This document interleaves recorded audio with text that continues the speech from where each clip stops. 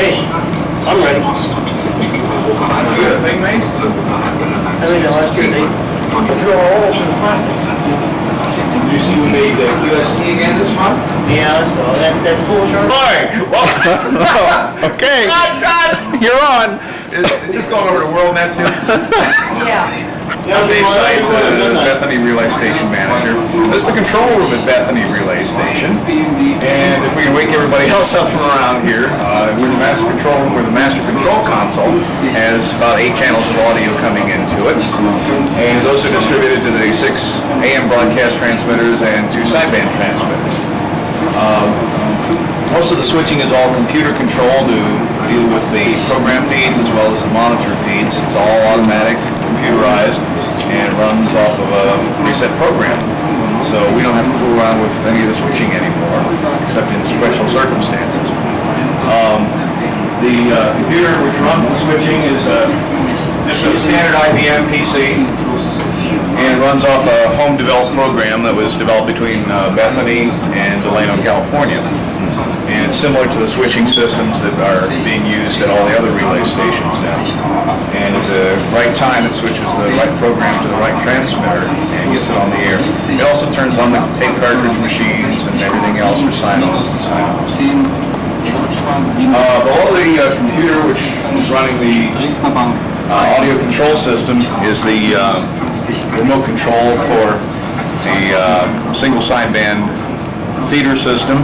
Controls 2 receivers and 2 exciters for our 40 kilowatt transmitters. It's built by Harris, and those receivers and exciters work in combination with Continental 40 kilowatt independent sideband transmitters. They also run AM and sideband as much as we want to. Located behind the control console, you can see the receivers mounted in the rack, which match the appearance of the remote control unit. Directly below the 2 receivers are modulation monitors standard for any broadcast station. And immediately below those are Optimod HF audio processors. This station was the first ones to get these on the air and use them as aggressively as we do. We tend to think of ourselves as getting into the normal competitive broadcasting as everybody else is starting to do on shortwave radio now. To the left of the Optimods is a small control panel that has an LCD readout. That's the remote control for our dummy load, which we'll take a look at a little bit later on. On the other side of the control console are these control panels, which are the remote control consoles for the Collins 250 kilowatt broadcast transmitters. On top of that is sitting a spectrum analyzer where we watch the noise that comes out of the transmitters just to make sure nothing is going wrong with them.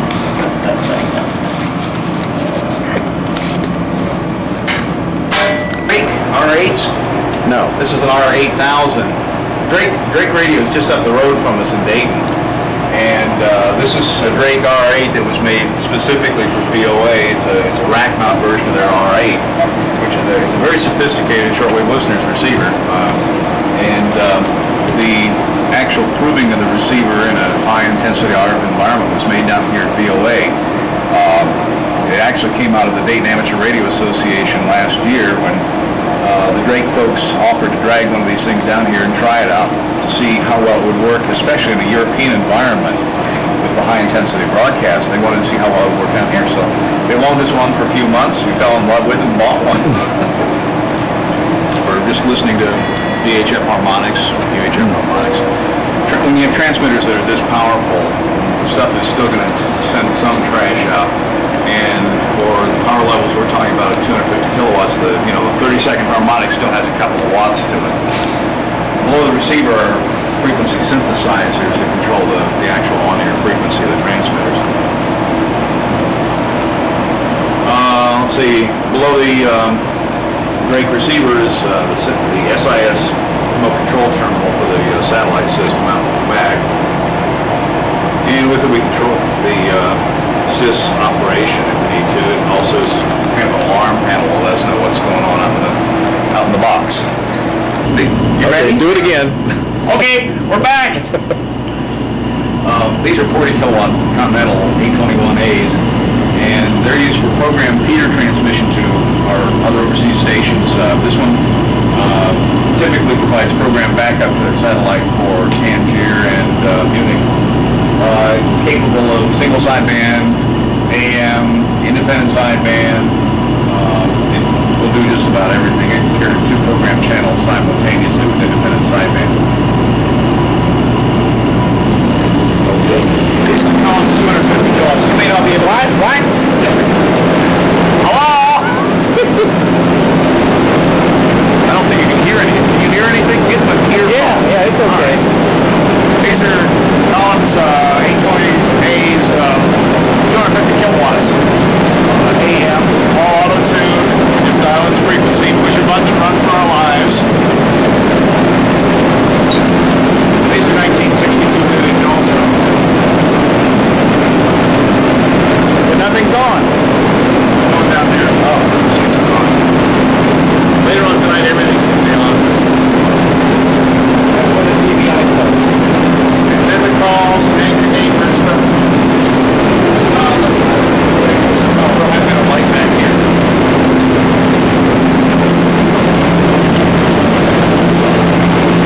PA cavity.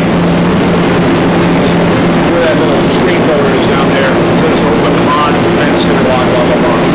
That's the PA cavity there. And it's not really a cavity, but there are 2 400,000 tubes that sit in there. They're water-cooled, vapor phase cooled. And they couple them also with the modulator, which is also an identical set of tubes in this box here. RF and AF are combined and are shoved into this box here where it's converted to essentially a dual 150 ohm output, which are in essence 300 ohm open wire lines.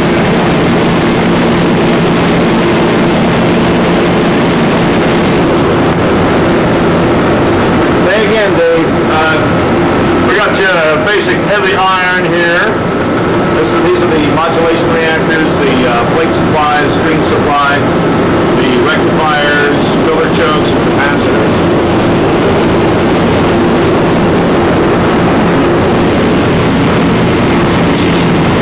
That's right, focus in on the danger.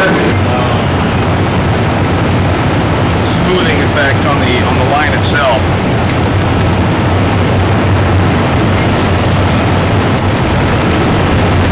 That's a 300 ohm balance line, goes all the way out to the switch bay then.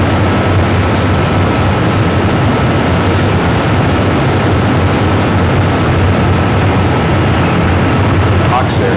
Alright, wait a minute. Alright. What? Alright. Look at this. Yeah, but he's fooling around with that camera again.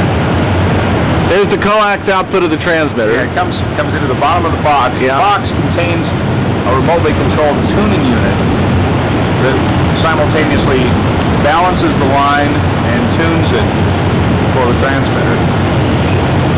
And it goes up into the smaller feeder lines that go out directly to the antenna then.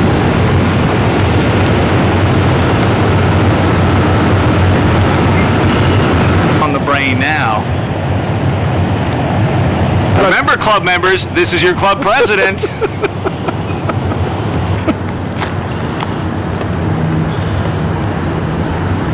So that's a 250 kW modulation reactor. Yeah. Oil filled. This is a spare. This is a spare.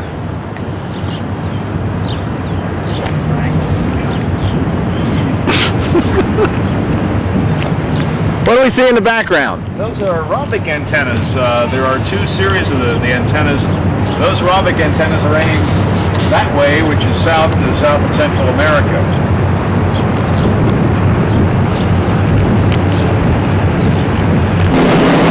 This is a Collins 821A1. This one's on the air. It's on the air right now on 11.830 megahertz. It's being used to carry, I think English is on the air right now to Latin America.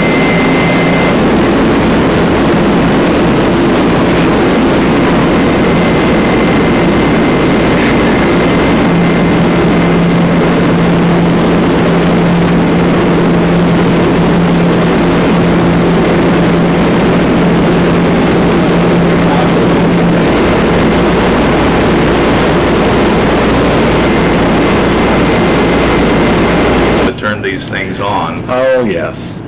They're not on the air right now. We'll use them later on this evening. Right. These are also 250 kilowatt transmitters. Swiss I was Precision. going to say, these are Swiss? Yes. And there's 3 of them, count them. They're still here. The inventory list says they're here. They're here. Check it out. Where's the barcode? Read the barcode. Tension rectifier stack. They're thyristors, actually. That's in that rack at the back wall. Oh. I hate it when that happens. I hate it when that happens. What's up, buddy?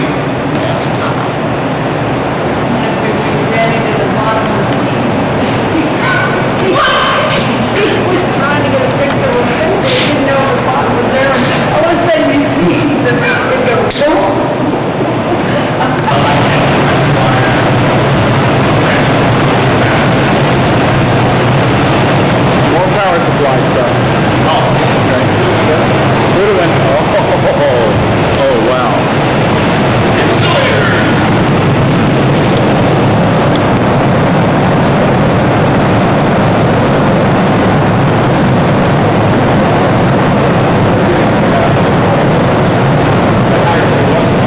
These things here are the cooled water heat exchangers, or hot water heat exchangers for the transmitters for the Brownville berries.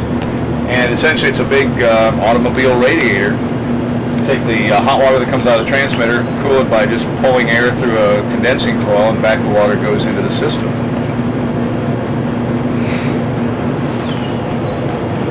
The output lines from the 3 transmitters come up and are coupled into 500 kilowatt capable transmission lines.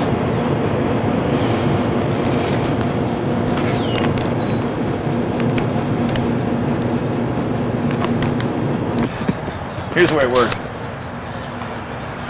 The switch bay is actually 2 halves, and what happens is the lines that come in from the transmitters come in at the lower level of the switch bay. If you weren't going to connect them to any antenna, the wires would go simply straight through the switch bay. But if you're going to connect it to an antenna or to the dummy load, there are switches that are located above the lines which allow you to pick the line off and send it toward a different antenna.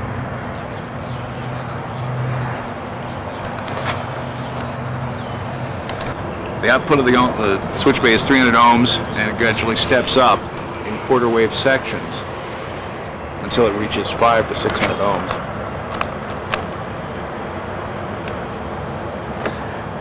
Now, how far away are those rhombics? Quarter of a mile. You can see that the transmitter just won't work on it. We'll change the stub location. Well, tell us about your curtain. Well, the best way to look at the curtains is we're actually on the back side of them right now, and they're the 3 tall towers that support the curtains. Between each of the 2 towers, say the center one and the furthest tower away, both of those configurations have 4 antennas in between them. The antennas are 2-band arrays. They're 2x4 and 4x4 arrays. That are like 15 and 17 megahertz bands, or 9 and 11. The gain's about 22 dB on them.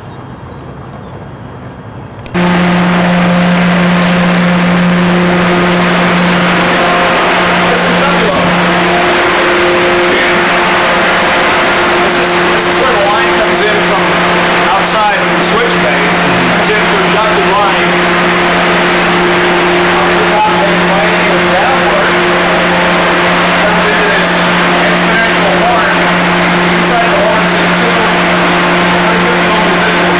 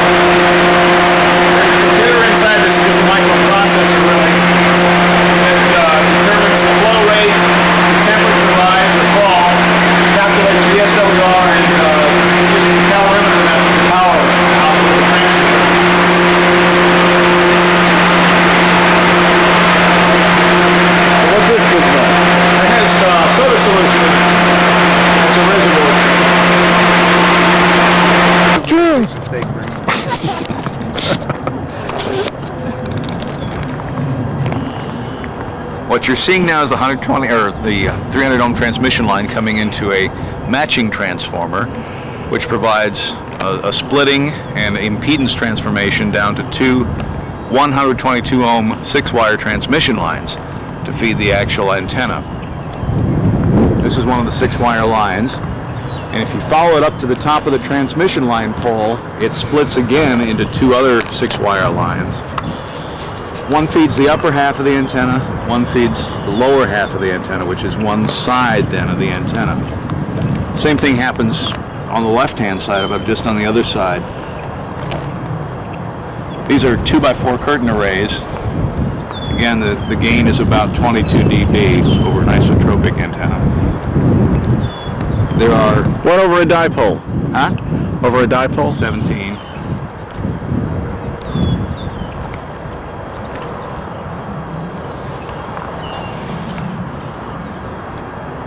We did get the strobes on. I'm looking at the top of the tower. They got the strobes up today. I can't believe it. They're not wired in yet, but we finally got them up on top of the tower today. That'll cheer our neighbors up.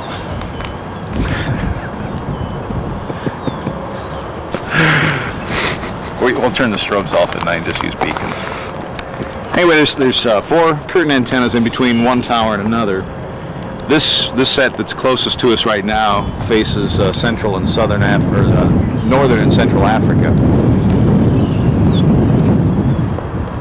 The antennas further out between the center curtain tower and the northernmost one face southern Europe, Mediterranean.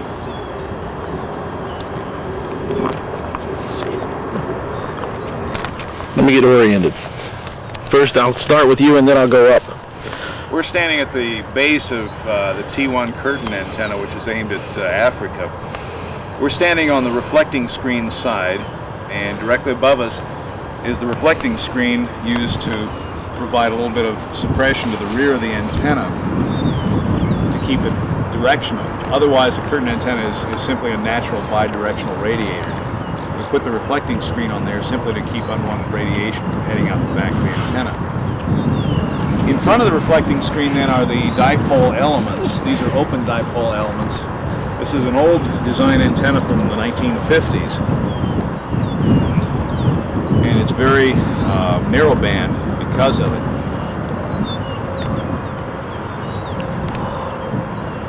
And these are the feed points here in the center. Yes? Yeah, the feed points are actually where you see the wires coming up directly up there. Right. I'm standing under one of the feed points right here. You notice that the wire has come back from this transmission line pole. It's actually splitting. There's 2 going up, one way up in the antenna and one closer to the ground. Looks like a U-boat commander with that thing. Torpedoes, run!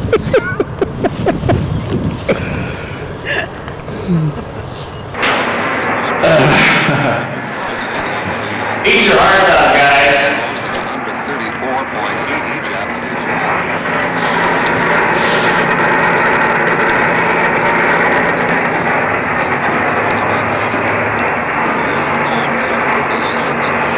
So which way is Dayton from here? Almost north of us. Almost north.